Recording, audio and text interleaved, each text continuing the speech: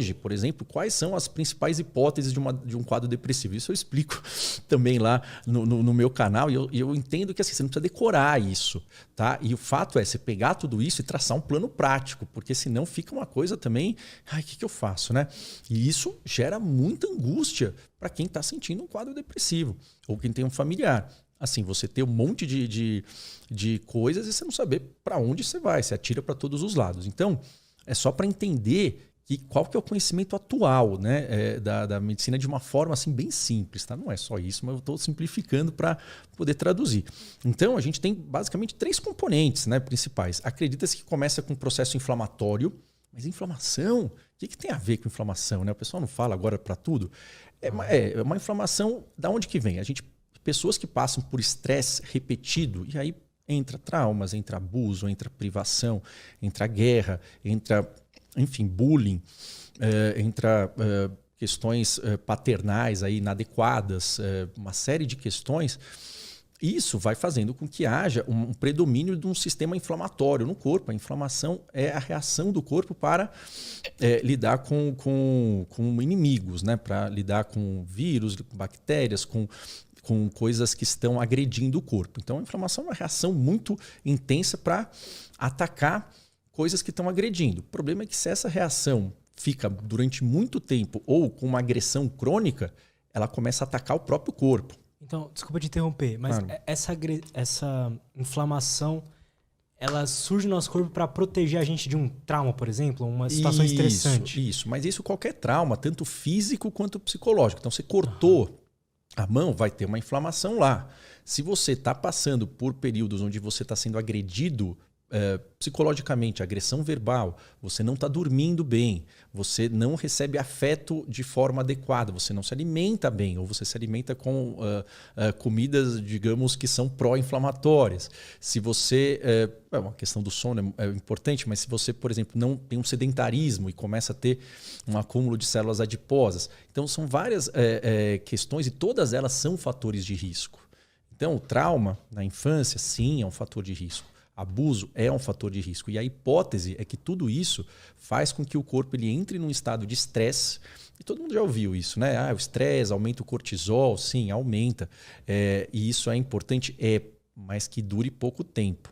Então existe isso, essa hiperativação, essa é uma hipótese devido a uma série de traumas e hábitos inadequados. Né? Hábitos inadequados, por exemplo, uma alimentação com muita comida processada, um sedentarismo, não dormia bem, enfim, não tinha uma consistência no afeto. O pai e a mãe era um ambiente muito agressivo, enfim, uma série... Pode ser também algo, não necessariamente assim na infância, pode ser algo no trabalho, um burnout, trabalhar muito, pode ser também... É que a gente coloca isso, né, que é uma soma ao longo da vida. Tá. Por exemplo, no meu avô foram 70 anos. É que a gente fala na infância, por quê? Porque na infância é onde, de fato, a gente está mais vulnerável. Tá. Mas não é ao longo da vida inteira. Ao longo da vida inteira. Mas isso vai se acumulando e isso gera o quê? Gera uma liberação no corpo de uma substância chamada citocina. Não é simples, não é uma substância só, é muito mais complexo que isso. E isso gera um processo, um estado inflamatório. Muita gente fala, mas não pode ser do intestino? Sim, isso libera o quê? Citocina no corpo. Mas e se eu tive digamos, um bullying no trabalho, um assédio moral? Sim, isso também vai causar isso. E esse é o caminho que a gente entende. E como eu digo, isso não é dito, não, você não precisa decorar isso, mas precisa entender que essa separação entre o que é psicológico, o que é físico, o que é químico, isso que inventou fomos nós. O nosso corpo ele é uma coisa só, ele não está nem aí. Ele vai liberar processos iguais. Então, se você tem uma alimentação ruim, o que isso vai fazer? Vai fazer com que mude a microbiota do seu intestino, isso vai gerar um aumento de citocinas. Você vai ter um sono ruim, vai gerar esse aumento de citocinas. Essa é a hipótese, eu estou simplificando aqui. Essas citocinas, elas chegam no nosso cérebro e o nosso cérebro tem uma série de células. O neurônio é uma delas, né? Tem a micróglia, tem uma série de outras células e tem uma célula que é responsável por criar ou matar outros neurônios. Isso é muito simples, tá, pessoal? Então, peço perdão aí para quem é acadêmico, e fala, não é, mas essa a ideia. Então, tem uma célula, chama células da micróglia, isso fica no cérebro, e ela faz ou você criar neurônio ou você destruir neurônio. Aí a citocina, ela ativa essa célula, e essa célula ela vai começar a destruir neurônios e não criar. E ela começa a destruir neurônios, normalmente no hipocampo, que é um centro que regula as emoções, e aí ela destrói, e aí começa a ter uma diminuição do tônus de serotonina, uma diminuição do tônus de noradrenalina, de dopamina, de glutamato. E isso faz com que outras áreas se desativem. E aí isso vai fazendo com que haja uma diminuição de neuroplasticidade, que é as sinapses, as conexões. Então são esses 3 mecanismos, isso é uma simplificação, e se mudar o conhecimento e tiver outra coisa que funciona com outra explicação, a gente vai colocar ela. Tá? Vou colocar bem assim, por quê? Porque, juro, eu não quero estar certo, eu quero fazer dar certo.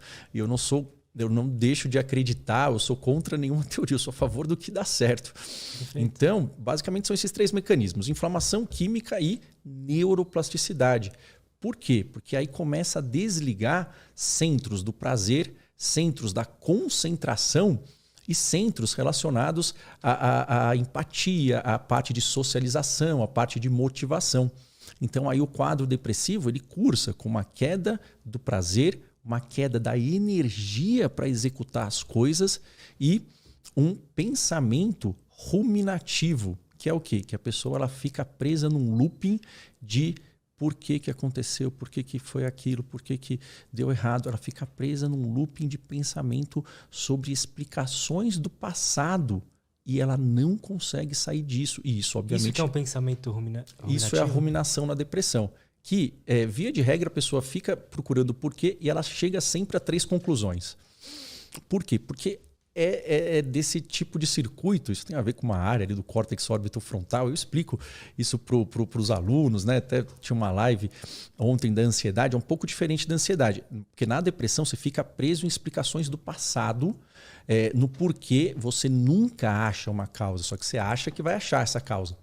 E sempre, quando você fica preso na ruminação, você chega na depressão a uma conclusão de que você é culpado, a culpa é sua, ou você é indigno, você é incapaz, você é uma pessoa defeituosa, que você não tem capacidade para fazer as coisas, você é pior do que os outros, que seria um pensamento de baixa autoestima, acaba vindo isso, ou um pensamento de que não tem o que fazer. É assim, sempre vai ser. Então, essa ruminação de culpa, de incapacidade, de baixa autoestima, de inferioridade e de desesperança é a conclusão óbvia devido à ruminação. Então, os 2 processos mais importantes da depressão é queda da sensação de prazer e ruminações. Porque a ruminação, ela faz você ter menos energia, resolver menos coisas, se interagir menos socialmente e você tem menos prazer, menos dopamina, menos estímulo. E isso se mantém mesmo depois que o evento ruim, que o gatilho, que os traumas passaram. E isso é uma coisa que é bastante óbvia para quem trabalha com isso, mas é muito difícil explicar. Eu estou tentando explicar aqui de uma forma... Ficou perfeito. Mas é que isso assim, não é uma coisa que é polêmica, tá? Não é uma coisa que eu inventei. E por isso que uma vez que começa, e isso é estatístico, pode ser que passe sozinho? Pode. Muito raro. Isso tende a ficar e tende a ir ficando e piorando, mesmo depois que o ambiente melhorou. E aí, quando tem esse processo, a gente tem que tratar. O remédio ele é uma das formas de tentar melhorar a neuroplasticidade. Não é necessário sempre. Por quê? Porque você tem que, de fato, reativar essa área, depois reativar a outra. Aí você pode mudar a química e aí você muda esse processo inflamatório para que isso não volte. Então aí você vai de trás para frente. Então começa a inflamação, depois é a química, depois é o neurônio, né, que fica não conectado. E aí o que funciona é você tratar de trás para frente. Você começa a aumentar essa neuroplasticidade, altera a química e aí você vai mudar o processo inflamatório.